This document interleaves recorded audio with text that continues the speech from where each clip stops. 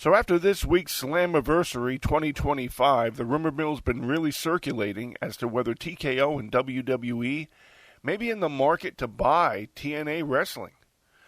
Now the partnership, the multi-year partnership that the WWE and TNA struck up has really mostly been a one-sided affair, with the WWE really taking control of it.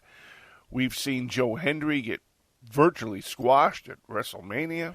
We've seen Jordan Grace lose time after time in NXT. And to be perfectly honest, it looks as though TNA gets the crappy end of the lollipop when it comes to promotion, with all the WWE superstars always made to look far superior to any of the TNA superstars.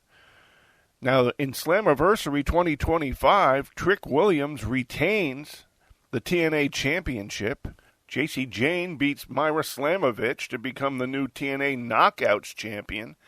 And TNA is looking more and more like an offshoot of NXT every day. So would this be a good move for the WWE? Would this be a good move for TNA? TNA originally entered into this agreement for the specific purpose of trying to get a better television deal, and so far that really hasn't materialized. And TNA has been left holding the bag. Now, yes, Slammiversary did sell out. Yes, it was the biggest TNA event they've had in a long time. But to what end?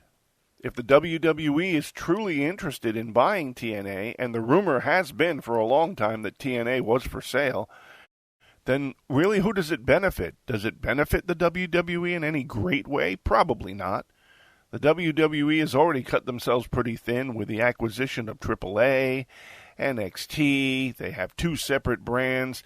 Will it benefit the workers there at TNA? Maybe some of them. The WWE certainly seems to be interested in a few of the TNA superstars, but how many will be released? The WWE's infamous for all of the releases they've done over the past several months and this year. And you would have to figure that a good third of that roster would probably be released.